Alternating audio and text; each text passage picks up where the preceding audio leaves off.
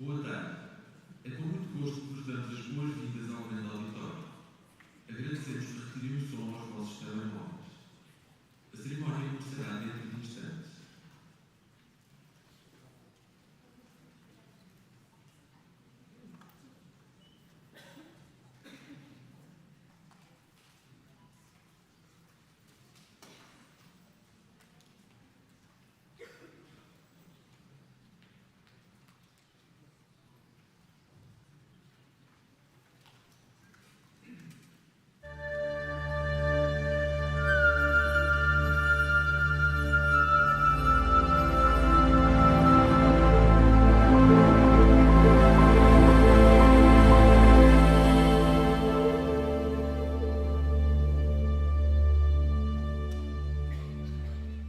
Boa tarde. Damos aqui início à cerimónia do Prémio Gulbenkian para a Humanidade.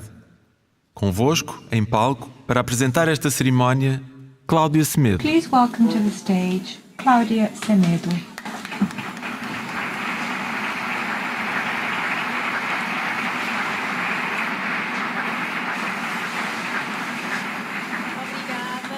Thank you and very good afternoon. Warm welcome to all of you and welcome to the Calouste Gulbenkian Grand Auditorium and the announcement and award ceremony for the Gulbenkian Prize for Humanity 2025. This award ceremony is being live streamed on 2 channels, one in Portuguese Sign Language and the other in International Sign Language with simultaneous translation into English. If you would like more information on this, please go to our website, gulbenkian.pt. For the 6th year running, the Gulbenkian Prize for Humanity honors people and organizations that stand out in climate action and in creating solutions that inspire us and give us hope, and we really need hope. To kick off this ceremony, I would like to invite the chairman of the board of directors of the Calouste Gulbenkian Foundation, Mr. António Feijó.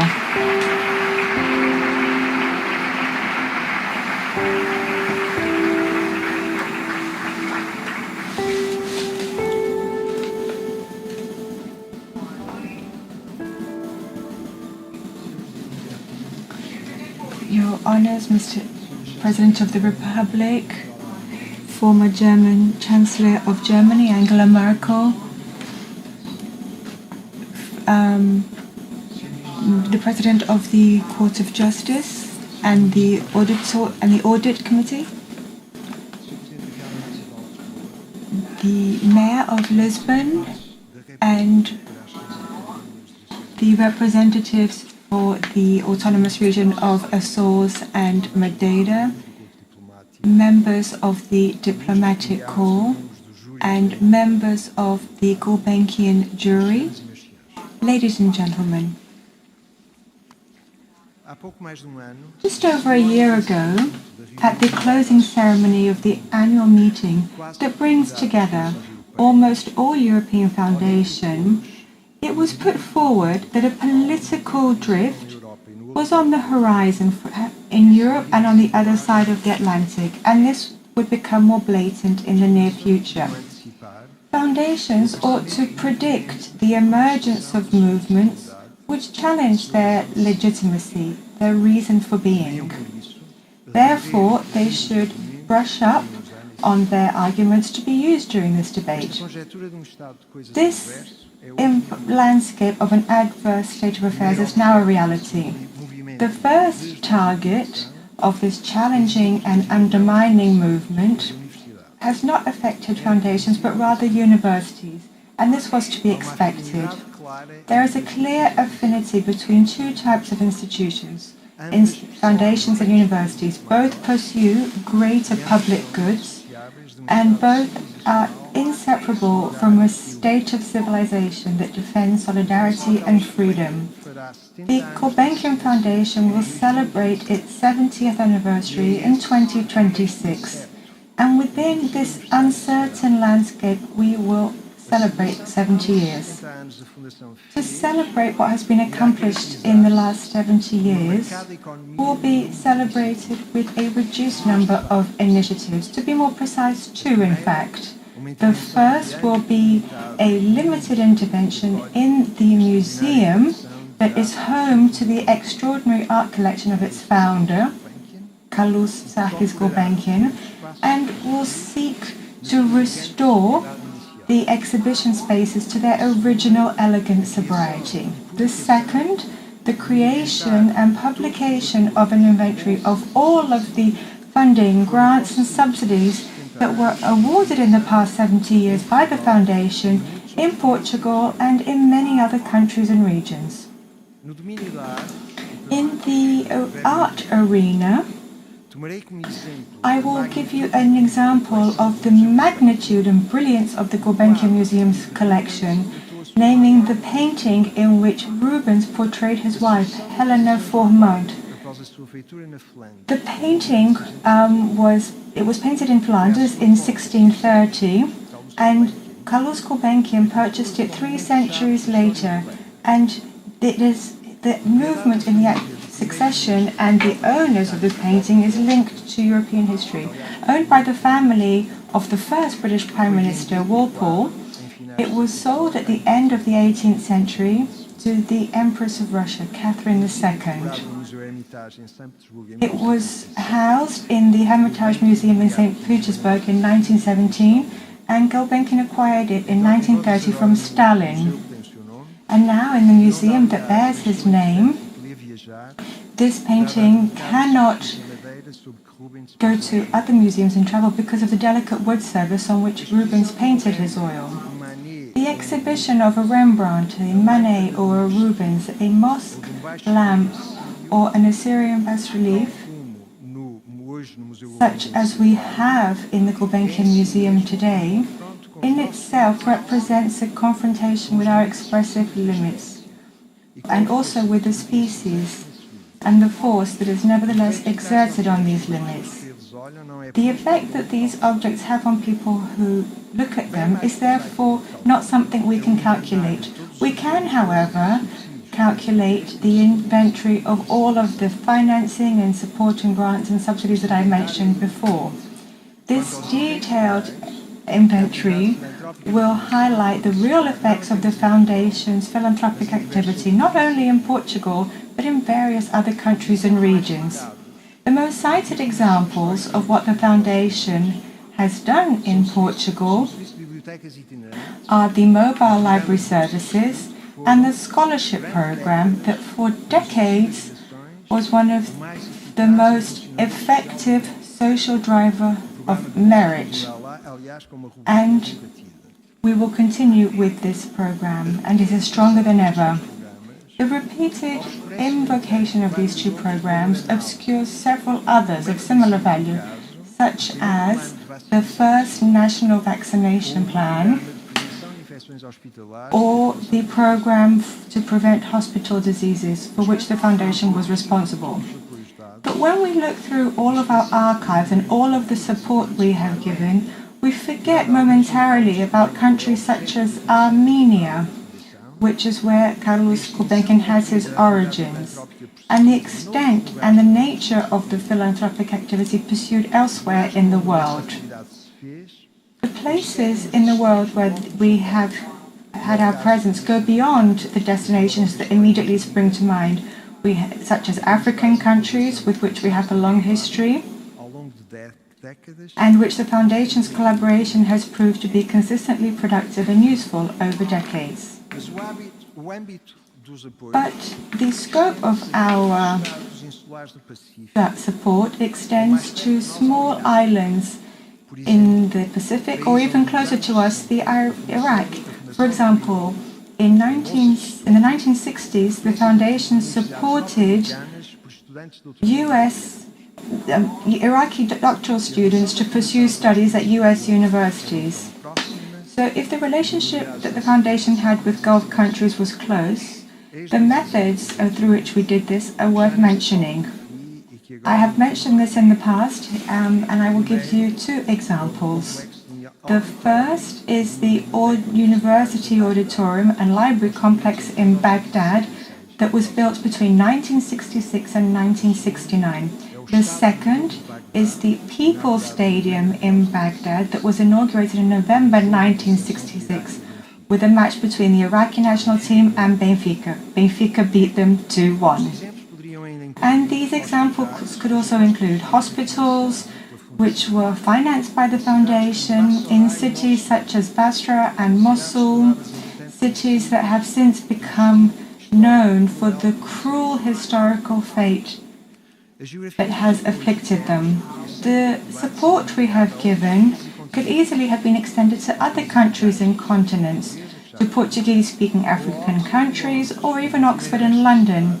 And in Oxford in 1958, the Foundation supported the reconstruction of the Bodleian Library, and later in London aided the extension of the Tate Gallery. In all of these cases, the support given by the Foundation materially translated the four statutory purposes that were set out in the will of its founder, Calouste Gulbenkian. These are charitable, artistic, educational, and scientific purposes. The Foundation's current logo is a chariot pulled by 4 horses, on which a whip is brandished, merely indicating speed and zeal. And this gives us a visual expression of the set of purposes: art, education, science, and philanthropy in the strict sense. But the support I mentioned in Portugal is too long to be described. I will refer to two projects. One, which is the Gulbenkian Institute for Molecular Medicine, which was recently created.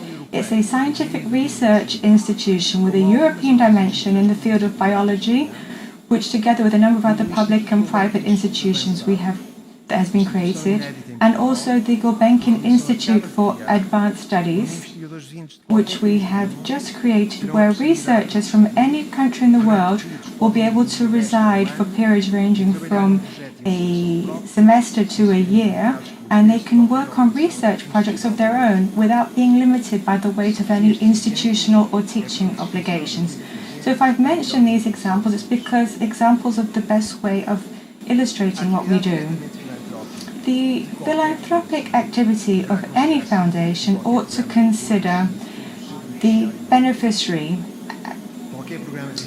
and any program of this kind should be designed with this final person in mind, and the constant in which the ultimate beneficiary described as a response to the vulnerable situation in which they find themselves. One of the two strategic priorities that the Gulbenkian Foundation has chosen for its current 5-year cycle is equity. Equity isn't understood to be the end goal, but access to public good, which is equal to people targeted by a given program, such as scholarships for higher education. Another chosen priority for our 5-year cycle is sustainability. I'm almost at the end of my speech. This term, sustainability, may have been worn out, but if the current meaning seems clear enough, the ceremony that brings us here together to award the Gulbenkian Prize for Humanity is clear to evidence this. It's the way in which it's applied to areas such as art does not seem so clear. So what sense of sustainability can we use in the culture arena? What does sustainability consist of in art? More than making art an expression of an agenda of environmental concerns, perhaps another meaning could arise.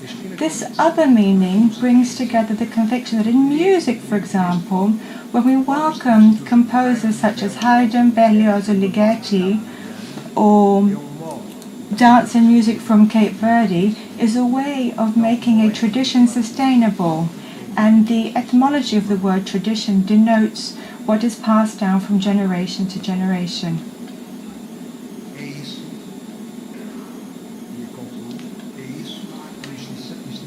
So as an institution that we want to have for perpetuity, we want to focus on two things. To have the idea of solidarity at the heart of everything that we do, and seek to pass on to successive generations the best that humanity has done. And this is exactly what the winner of the Gulbenkian Prize for Humanity aims to do, and this winner will be announced shortly. Thank you.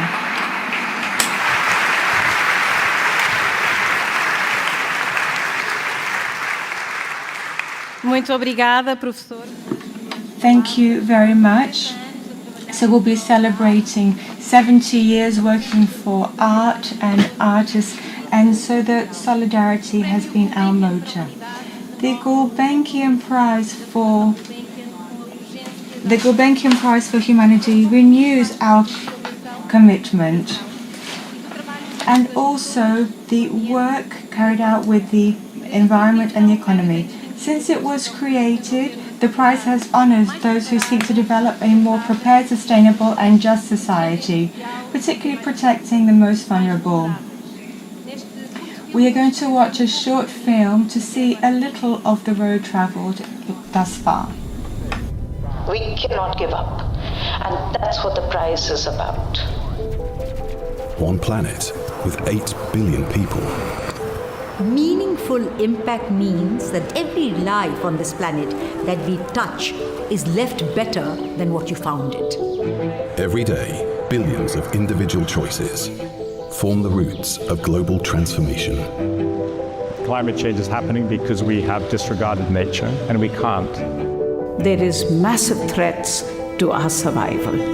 Es ist wichtig, Beispiele zu setzen und den Fokus der Menschheit auf Dinge zu bringen, die wirklich wichtig sind im Zusammenhang mit dem Klimawandel. Und bisher wird unterschätzt. We need to collectively act. If we don't change something very fundamental, we are not going to make a difference. That's why, at the Gulbenkian Prize for Humanity, we seek champions. Those who convert knowledge into action. We have been making impacts in the area of policy changes, women's empowerment and conservation. Who build bridges. Tanpa alam yang kami jaga, kami tidak mendapat apa-apa. Who cultivate optimism.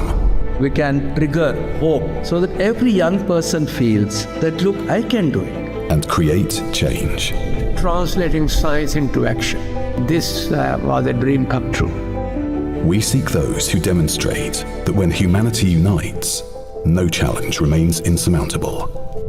Getting this acknowledgement gave us a boost of motivation. The Gulbenkian Prize for Humanity stands as a beacon. Der Preis ist ein wichtiges Signal, Menschen zu ermutigen, etwas zu tun, sich dem Klimawandel entgegenzustellen. Powering humanity towards a more resilient and equitable future. We want our winners to provide a pathway to a cleaner and more sustainable future. Where climate action connects people and nature in restorative ways. What's beautiful about this prize is the breadth of the potential nominations that can be made. Empowering breakthroughs that accelerate our journey. There's a solution in our hands. There's no need to despair. Celebrating our collective ingenuity. By having this type of winners, we are sending the right message. To address and champion our greatest challenge. The foundation intends to empower proven solutions, being at the front line of climate change, where action matters the most. We are the guardians of our time, protecting our greatest inheritance. Our home, planet Earth. When it started, it was about an idea, and today it has really become a way to inspire hope.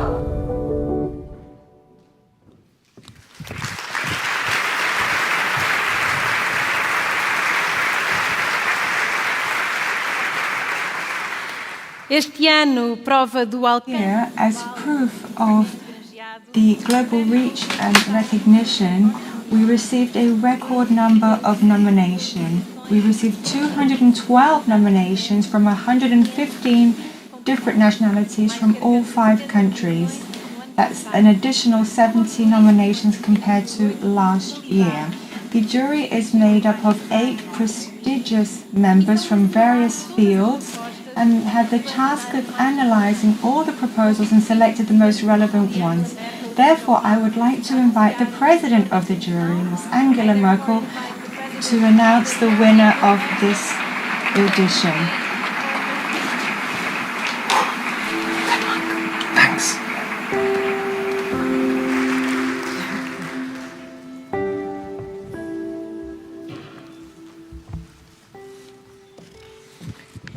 Ja, sehr geehrter Herr Staatspräsident, Mr. President, I will speak in German. I'll give you a second.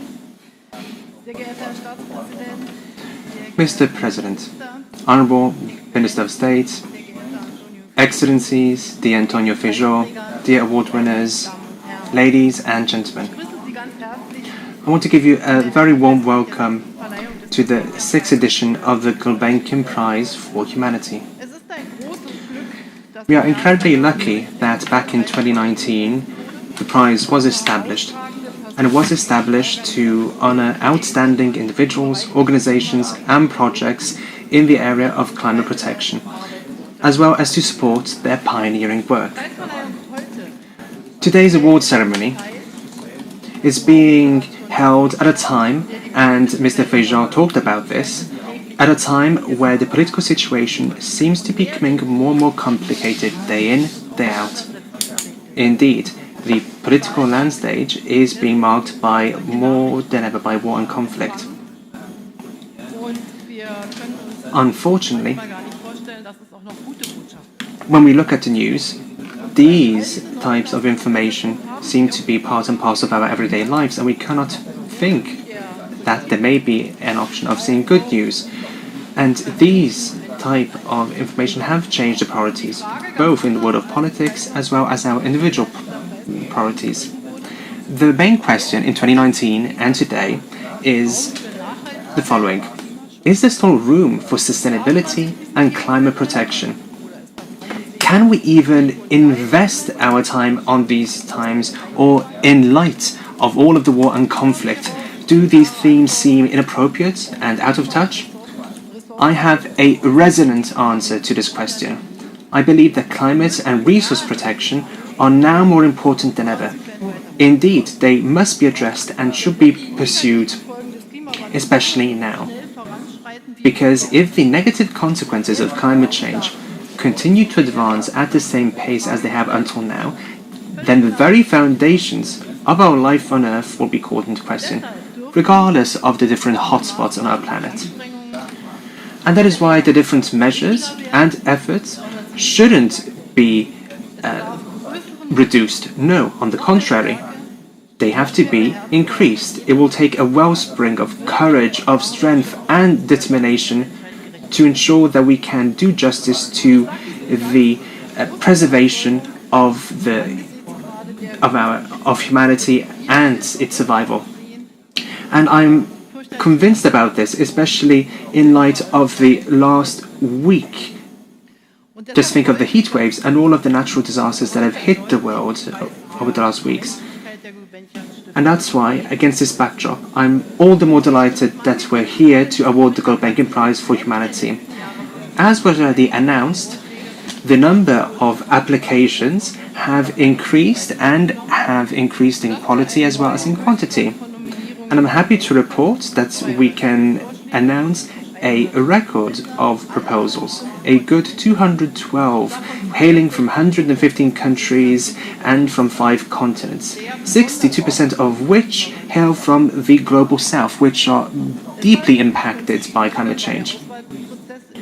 When it came to selecting the winner, we really had to take a deep hard look at all of the projects. We looked at interesting projects and people, and we were blown off our feet when we looked at all of the projects and the themes which are being carried out.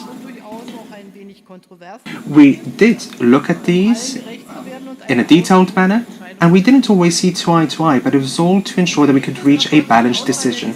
Indeed, when it came to selecting the winner, the jury was in complete agreement. And at this stage, I would like to thank all members of the jury for the excellent conversation and debates and the friendly cooperation. Now, this applies in particular to Cristina Casalinho, who, after the departure of Martin Zayan from the Board of Trustees, provided us with her competent and active support. Ladies and gentlemen, this year's selection shines the spotlight on a region that is of key importance when it comes to fighting climate change: Antarctica. The sea ice there plays an important role when it comes to the reflection capacity of our planet. When the sea ice melts, then more sunlight is absorbed and global warming increases. The permafrost also contains large amounts of methane and carbon dioxide, which are released and therefore exacerbate climate change. This region is also home to unique ecosystems that are adapted to these extreme conditions and therefore are threatened by climate change. This topic is the object of the 2019 special report of the IPCC, which focuses on the ocean and the cryosphere in a changing climate. According to the report, global warming has caused ice sheets and glaciers to lose mass and snow cover, and it means that the Arctic sea ice extended thickness have declined. And one consequence is that the acceleration of the rise in global mean sea level has grown and grown over the last decades. And according to the IPCC, the negative trends will continue in the future. They can be mitigated by ensuring that the Earth's temperature rises less than currently assumed. The IPCC recommends strengthening protection and restoration mechanisms. precautionary ecosystem-based management of renewable resources, as well as reducing pollution and integrated ecosystem-based adaptation measures as countermeasures. The fact that this issue remains relevant even after the IPCC report is also demonstrated by the fact that the UN has declared 2025 as the International Year of Glacier Conservation. Moreover, the 21st March has been designated as World Glacier Day. The global community, therefore, wants to send a clear message and continue to promote international efforts to protect this ice, which is vital for our survival. Now, this is the guiding principle of this year's winners of the Gulbenkian Prize for Humanity. Indeed, for 47 years, they've been the leading voice for responsible stewardship of Antarctica and the Southern Ocean, the Antarctic and Southern Ocean Coalition. They are the winners of this edition, and they are a global alliance of environmental NGOs, and they work to protect Antarctica and the Southern Ocean. The coalition was founded in 1987 and now consists of 21 leading environmental organizations hailing from more than 10 countries. Ever since its inception, it has established a broad network whose aim is to raise awareness about the Southern Ocean and bring together the world's leading scientists in this field, as well as drawing attention to the urgent need to protect Antarctica. This is a region which does not have any inhabitants that can fight their fight. That's why we speak of common goods. They are the ones who can fight for them. So how does the coalition achieve this? They do it through different measures, including participation in the meetings of the Commission for the Conservation of Antarctic Marine Living Resources as the only environmental NGO with observer status. They support the establishment of a representative network of marine protected areas throughout the Southern Ocean and raise broad public awareness by providing information about existing problems and mechanisms. The Antarctic and Southern Ocean Coalition advocates for precautionary, science-based policy at the highest level of Antarctic governance. It presents current, science-based policy proposals at intergovernmental meetings and provides advice to member states on protecting the Antarctic environment. It also promotes the implementation of specific strategies for adaptation to climate change, such as biosecurity measures to prevent competition from invasive species, as well as monitoring and reducing carbon emissions from human activities in Antarctica. Dear award winners, your commitment is exemplary. Indeed, it benefits not only the region concerned, but it also has an impact beyond the region. As the members of the jury, we want to thank you for all of your hard work, and that's why at the end of the panel, at the end of the jury session, we were firmly convinced about the fact that you were the ones who really benefited from all of this hard work, and therefore, on behalf of the jury, I would like to thank you for your commitment, for your idea and work to work with governments while being unbiased, and I do wish you all the best considering that we are acting in a world where multilateralism is at risk. And so I do appeal to you and I do thank you for all of your commitment, and I can say that while I am just the president of the jury of this prize, I can tell you that the Board of Trustees is on your side, because the Board of Trustees has approved our proposal to make you an award winner, and that is why you are here today, thanks to our common debate, and thank you very much for your dedication and for your efforts. You're listening.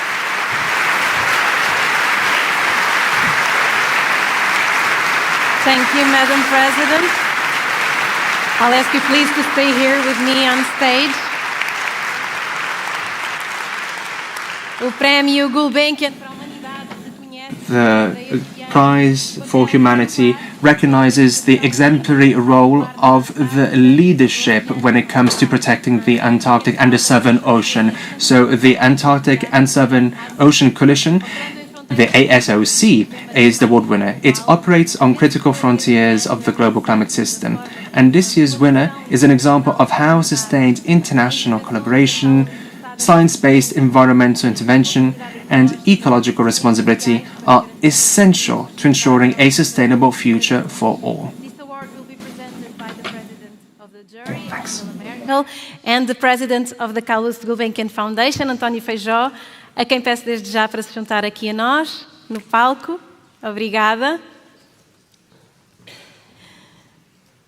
And now it's time to invite the Executive Director and one of the founders and President of the Board of the Antarctic and Southern Ocean Coalition, Claire Christian and Jim Barnes.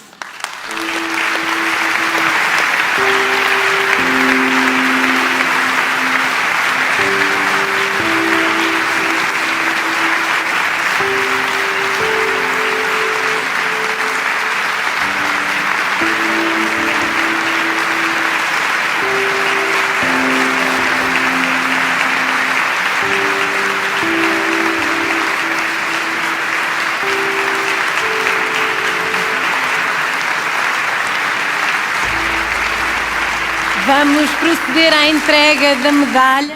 We will now award the medal as well as the certificate of this Gulbenkian Prize for Humanity.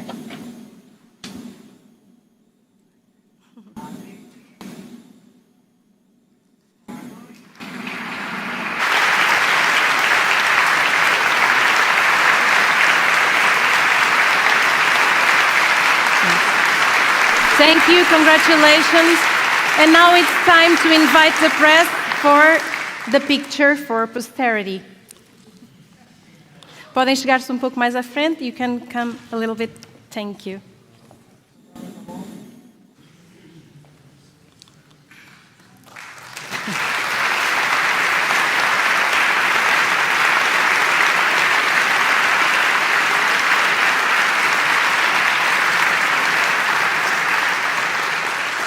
Thank you, Madam President. Obrigada, professor. Até já.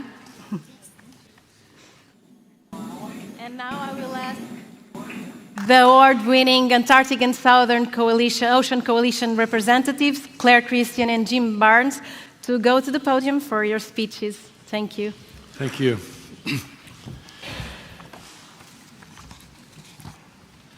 In 1982 and 3, I'm going to get to this shortly and explain the background. I met a remarkable group of scientists for their day, and they included Sir Peter Scott, who some of you may know was the son of Robert Falcon Scott, who died coming back from the South Pole and when he was 1 year old, and Dr. Sidney Holt, who was one of the greatest scientists of the world and a close friend of mine for 50 years. And they encouraged me to write a book in 1982-3 to tell the world why we should save Antarctica. And I wrote this book called Let's Save Antarctica. Sir Peter Scott wrote the foreword, and Elliot Porter gave us the photos. This is like a handbook that we used for a fair number of years, and it has continuing relevance, at least to me, because I still like to look at the beautiful pictures. And as a campaigner, one of the things that we all have at our disposal increasingly are incredible images. And those images are what motivate people. So images make a big difference to the work that ASOC does and to all the successes that the various member groups of ASOC have had over the years. Thank you so much. I gratefully accept this award on behalf of colleagues past and present. Sir Peter Scott gave me a mantra, as it were. That's what he called it, and that's what I call it. He said, Jim, think big about Antarctica. And I came home from one of our meetings, and I took a piece of paper, and I wrote these big words out. Think big about Antarctica. And it was just a scrap of paper, probably 2 feet square, and I hung it on my wall, and it was there for 25 years. And it inspired me, I think, to have the friends and the support of people like Peter Scott and Sidney Holt and so many scientists to take on this challenge, because in those days Antarctica was a secret club, basically. And I won't go into all the details, it's too complicated, but basically the meetings were closed, there were no reports, it was a kind of a black hole from a lot of perspectives, and that changed the course of my life for sure. I had a list of people I wanted to thank, but it's too long to read here, so I hope the printed version of the speech might contain all these old colleagues, some of whom have passed on, many of whom are still with us, and with me and all the early founders of ASOC led to the results that we see today. I'm going to give a couple of little vignettes. So I went to the South Pole Station, owned by controlled by the U.S. in 1985, and when I was there, I realized that there was a chart that I'd been wanting to see. I'd heard about it, and it showed the buildup of carbon dioxide in the upper atmosphere at that time. I probably lost my notes by now. Let's see where they are. No, never mind, I'll just throw those away. And it showed that the number of parts per million in the upper atmosphere in 1985 was a very serious number already. It worried many, many scientists who had no way to tell the world what they were seeing. And they had these graphs that were made from the balloons that did the upper atmosphere research. And it showed almost a straight up line. And I found it to be one of the most shocking things that I had seen to that point. And I determined that I would try to do something about it. Today, the number is 426.8 parts per million, up from 347 in 1985. So what I like to call the canary in the coal mine, which is what Antarctica is and what it can show us, is calling out to us very loudly. And the question is, what can we do about it? Do we have the will? Do we have the courage, the common sense? We know what to do, but do we have what it really takes to listen to Antarctica, listen to what nature is telling us? Second vignette, and this goes to the founding of ASOC. In 1978, through a series of accidents, really, I was named to be an advisor to the U.S. delegation to the Antarctic Treaty System. And that gave me access to what was going on behind the closed doors. And I learned that year that, in 77, 78, that the 12 then full member countries of the Antarctic Treaty were desiring and had a goal to open up Antarctica to oil and gas drilling and mining and so forth. Meanwhile, there was out-of-control fishing going on, and they had no regulatory regime for it.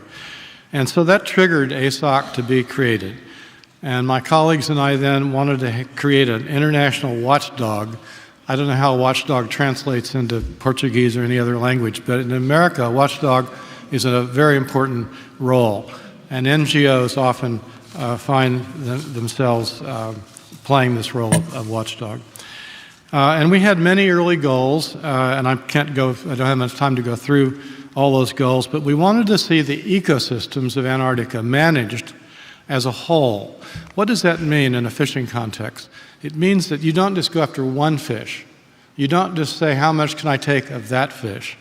You look at all the impacts and implications of taking those fish, that species, on all the rest of the ecosystem. And in that large context, you imagine the great whales have been recovering pretty well the last 50 years, and they eat a lot of krill. And so in our work today, we can see this direct conflict between humans, which are fishing for krill. I'm not saying they're doing it for bad reasons, but their reasons are not very good. To feed salmon, to make nutraceutical creams with omega-3s. That doesn't really add up for me.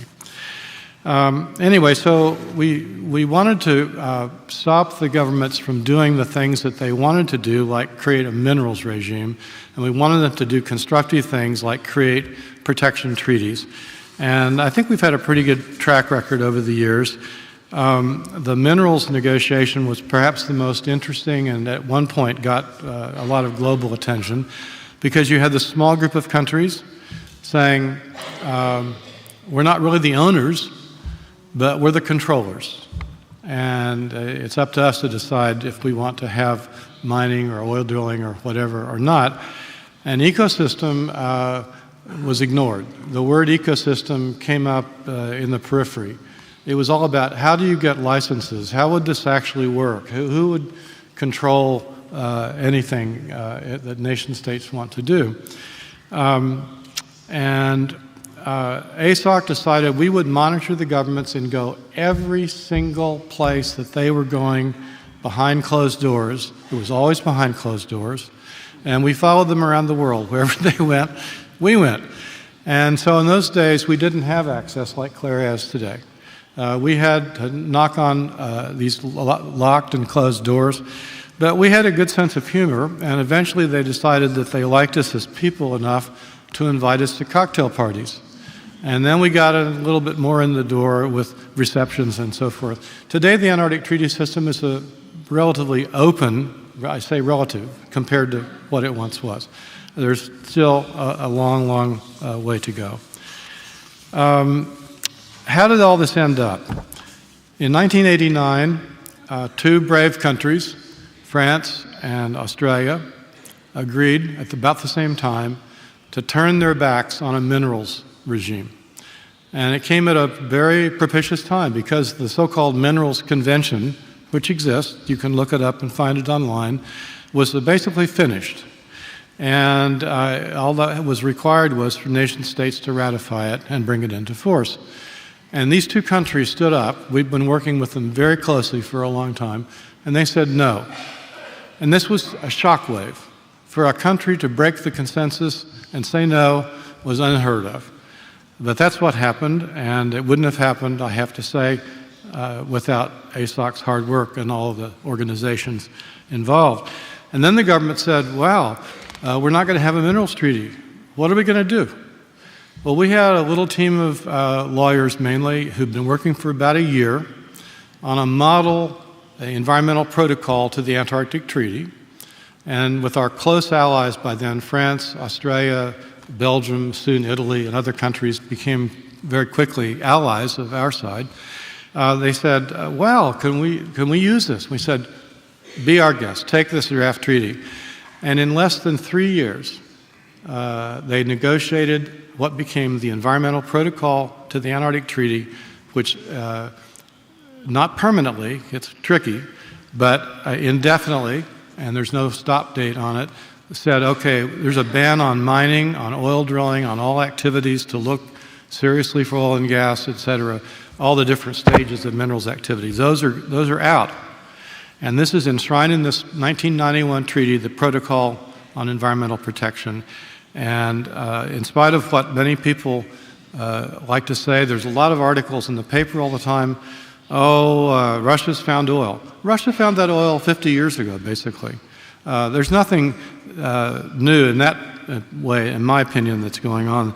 That's indeed why it was so hard to stop the Minerals Convention. They wanted to go after all this stuff there, but they're happy now. I think you ask most governments, they will say, we are happy you stopped us from doing this, because it would have been a bad idea politically, diplomatically, and every other way. So again, people often said, well, ASOC, you are crazy to demand a mining ban. It can't happen, will never happen. And I think that that dream is a key part of what motivated the global public to support our World Park campaign. If we didn't have firm demands like that, we had a lot of other demands, I don't have time to go through them here, but that was a key demand, no to minerals. And if we hadn't done that, I don't think we would have ever had success in our view of negotiations. At any rate, that's how it happened. And people now often ask me, are you optimistic that we're up to the challenge of today? All the evidence that's flowing from the Antarctic, as well as other places, shows us clearly what we need to do. We know what needs to be done. It's just the will that is lacking so often in getting people over any line, whether it's creating marine protected areas in Antarctica or really addressing climate change. And this is the question for our generations who are still here with us, because the future that we will leave is going to be markedly different if we don't think that saving Antarctica is a high priority. And it is like the canary in the coal mine. It's telling us, wake up, you've gone too far, you've got to stop this. So I thank you very much for this incredible prize. It's an immense honor. Your gift is going to help ensure that ASOC can continue to help, let's say, guide the dialogue, participate in the dialogue about what the future of Antarctica should be and can be and must be. Thank you very much.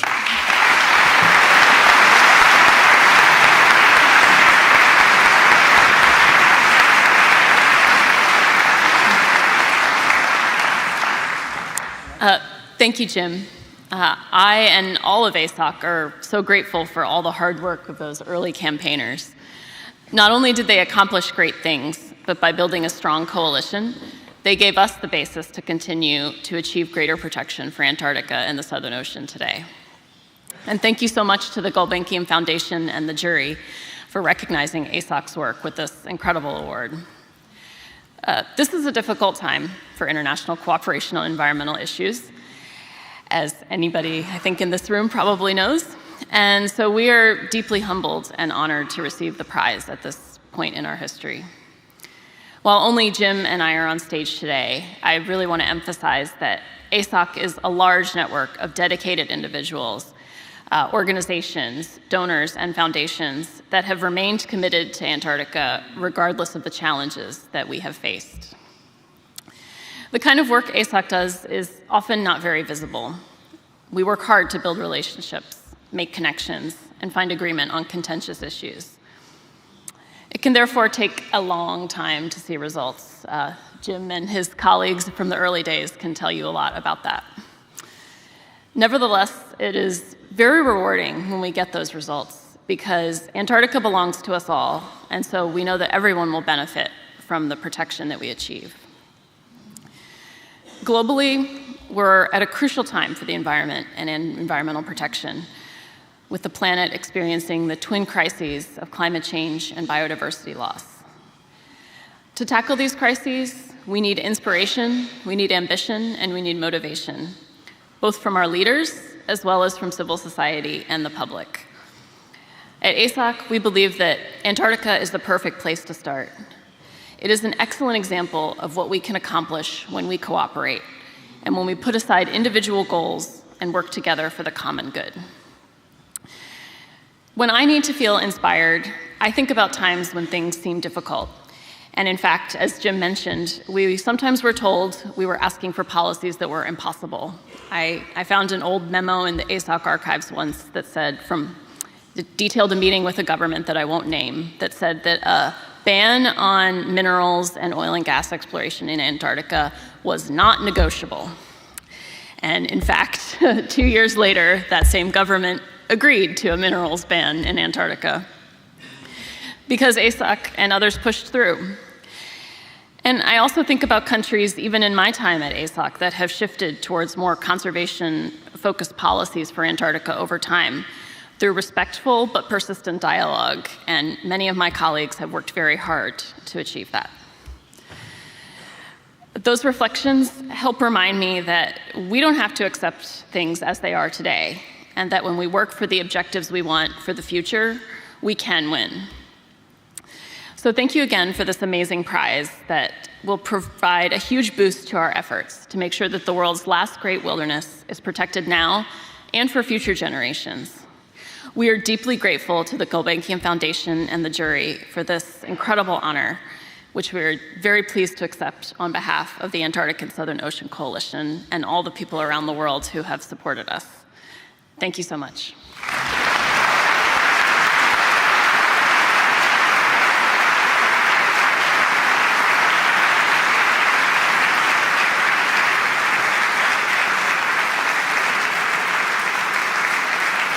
Thank you, Claire. Thank you, Jim. You can all sit.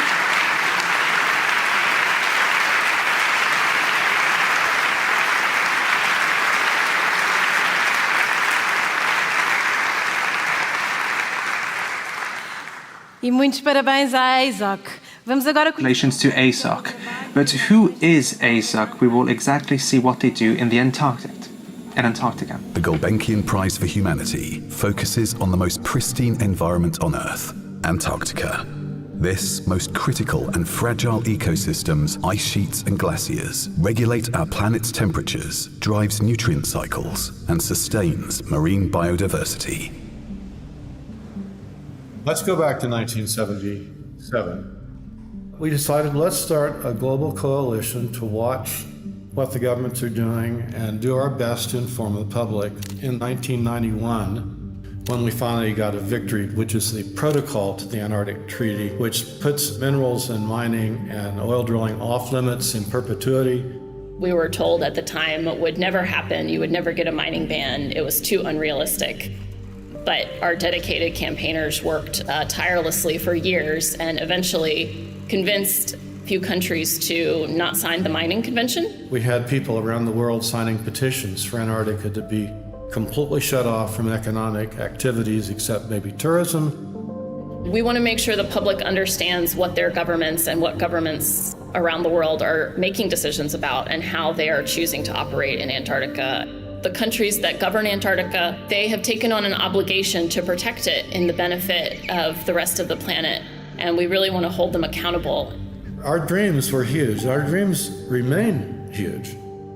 We've been trying to create a network of marine protected areas in the Antarctic now for almost 20 years. So, in spite of all odds, the great whales have made an incredible recovery.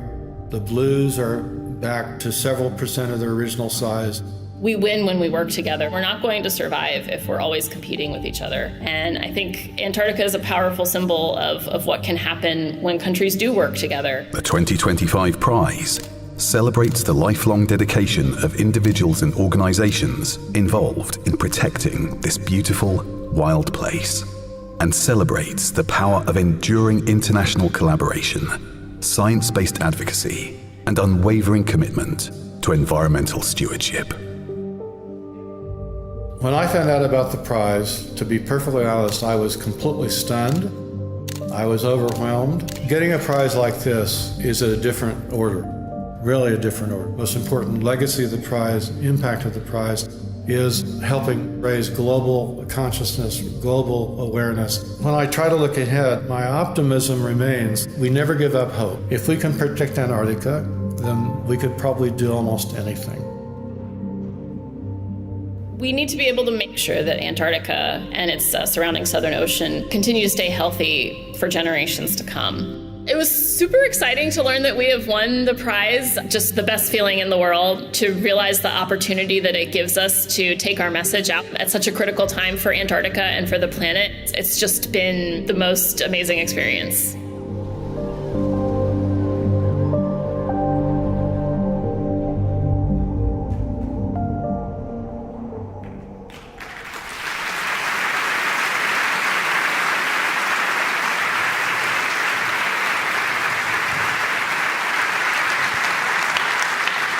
Antarctic and Southern Ocean Coalition, ASOC, é a vencedora do Prémio Gulbenkian para a Humanidade 2025. Dentro de instantes, a cerimónia do Prémio Gulbenkian para a Humanidade deste ano passará a estar... The ceremony will begin shortly, conducted by Maestro José Eduardo Gomes.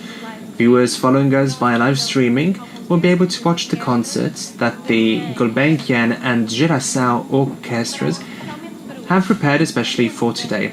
To close this ceremony for the Gulbenkian Prize for Humanity 2025, the Foundation is honoured by the presence of the President of the Republic, Professor Marcelo Rebelo de Sousa, whom I invite to take the stage. Wish me luck. You'll be absolutely fine.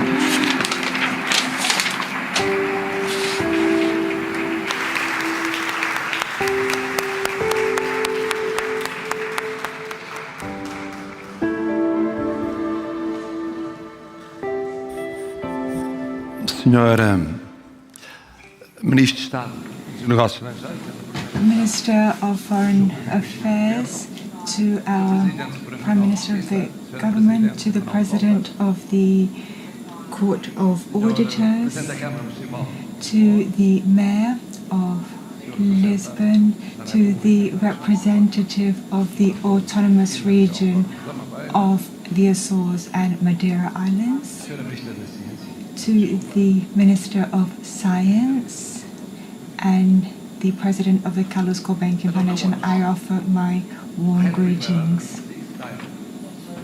the last time giving this award in Portuguese, in a written speech, and I'm going to improvise in English, because I was very much impressed by the winners. This year's winners. Very, very impressed. Very impressed because you are the example of everything we want today. We need today. Everything we need today. Against the fashion of this period. This period is no longer, apparently, the period we lived ever since the turning of the century, if not before. A period of multilateralism, of cooperation, international cooperation, of international organizations, of sustainable development, of climate action, of really priority to climate change and to environment.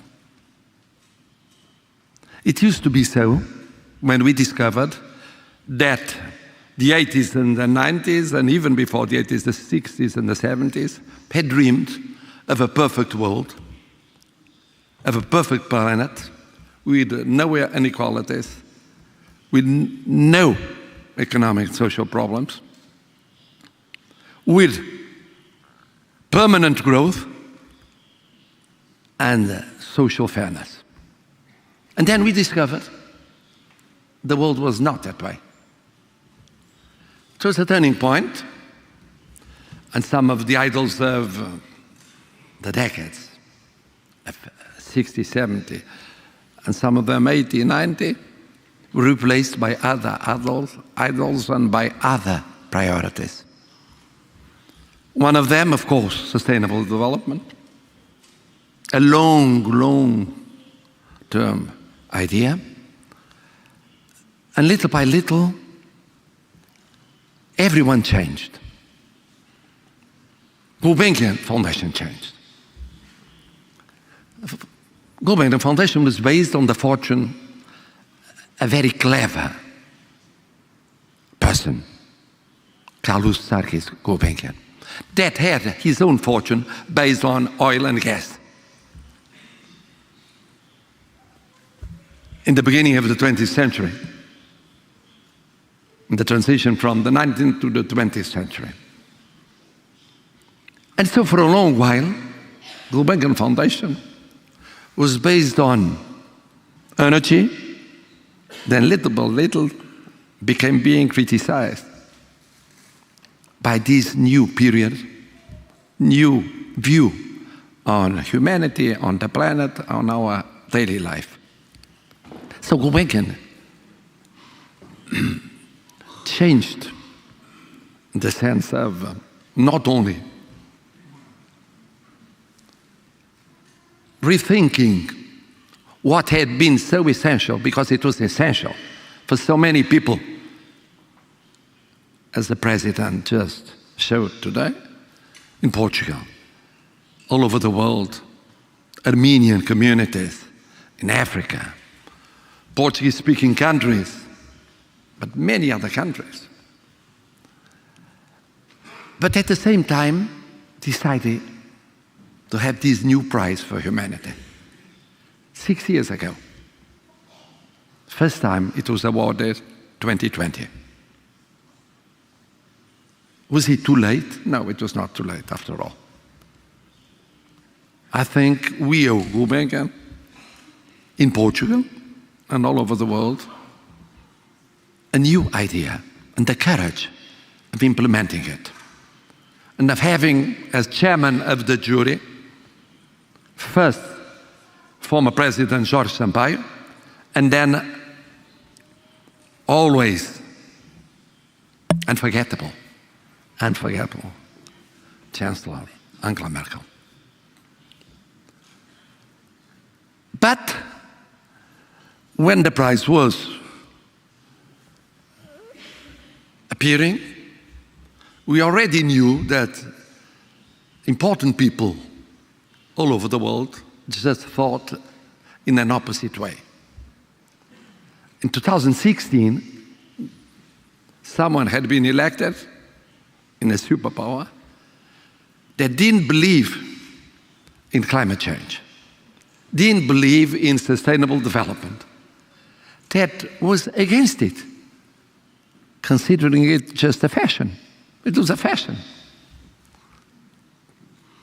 But it was not a fashion. Now, when the re-election happened, we discovered that foundations, universities, international organizations were no longer financed,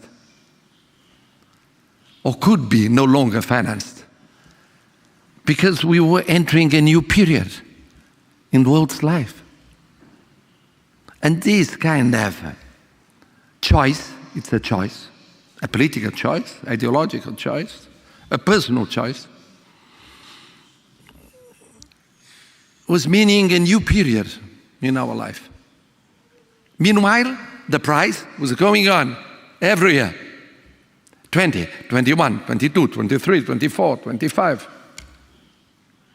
And in 25, not only Gulbenkian showed the courage of following the same path, but you give us a very inspiring example. Because you are a coalition of people coming from 10 countries. Because you are multilateralists. Because you have a long-term vision. I was deeply touched by your founder, Jim. Because he was really so happy here. So happy telling us how it happened in the 70s, in the 80s, in the 90s. He wouldn't believe it by then. Not only that you would receive this prize, but that your idea would be shared by the jury, by so many people from so many countries all over the world.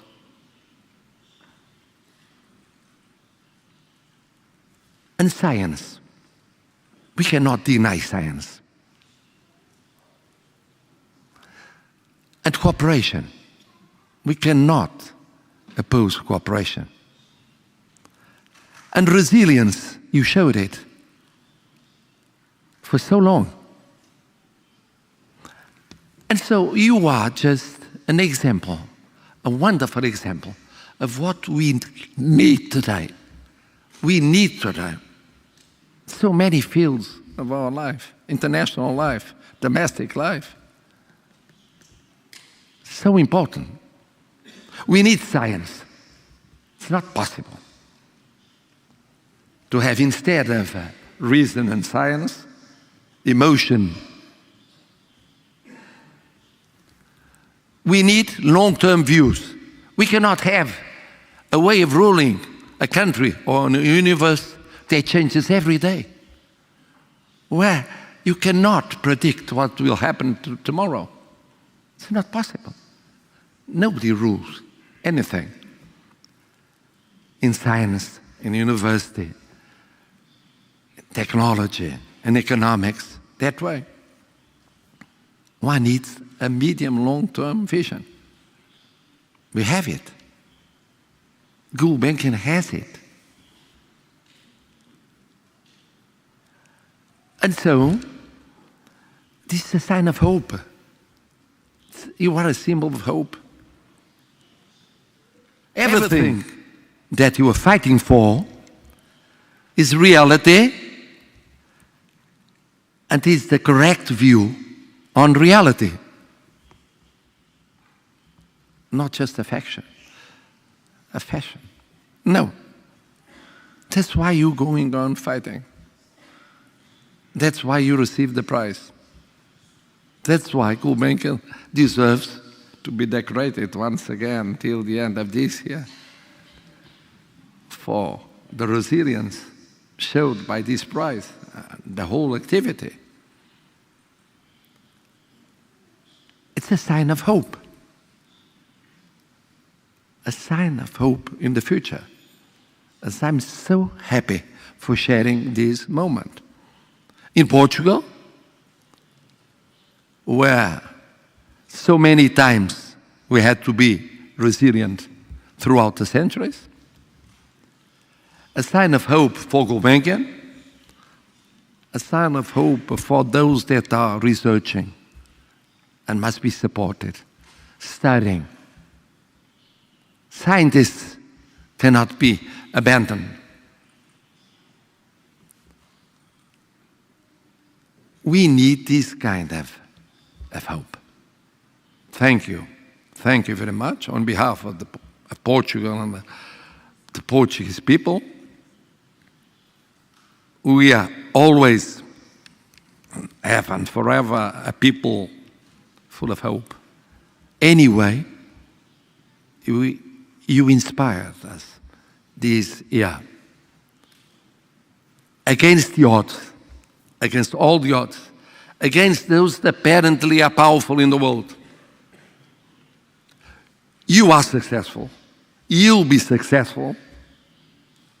And in a couple of years, a couple of decades, you were successful. And those that were against it will be just a paragraph, a small paragraph in the history of humanity. Nothing but that. Thank you very much.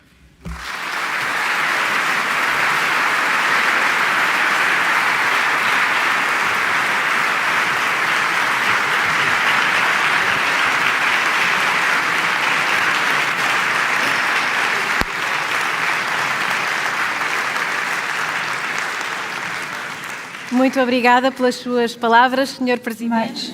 Mr. President, as promised, we would like to invite to the stage the Gulbenkian Orchestra and the Generation Youth Orchestra. We'll begin with the Rapsódia of Rios by Victorino da Almeida, then The Forest Has Secrets Too by Marta Domingues, the anthem Seeds of Hope by the Children's Choir of Bishop Ramsey School in Canterbury and their teacher Mike Roberts, Bonsi Abba by Matia Constantini, and we will end with Symphonic Dancers from West Side Story Mambo by Leonard Bernstein. We hope you enjoy this inspiring concert. I would also like to extend a special invitation to you for tomorrow at 9:30 in the morning. Here we will hold a conference dedicated to the winner of the prize that we have just met and learnt about, ASOC, and it will be an opportunity to have conversations between the representatives of the organization and members of the jury to deepen our knowledge and learn more about the work that is being done to protect Antarctica and the Southern Ocean, a crucial region for the planet's climate balance.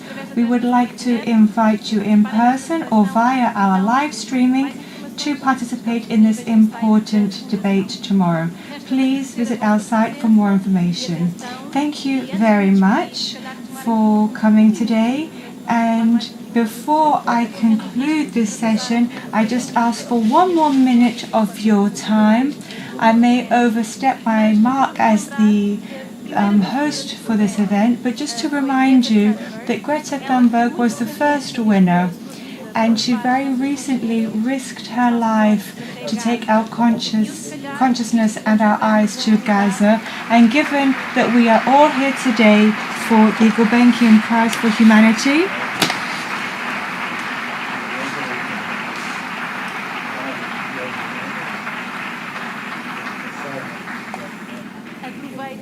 I would like to make the most of this opportunity to ask that you realize the importance of adding a voice and adding pressure to the current situation so that we can hope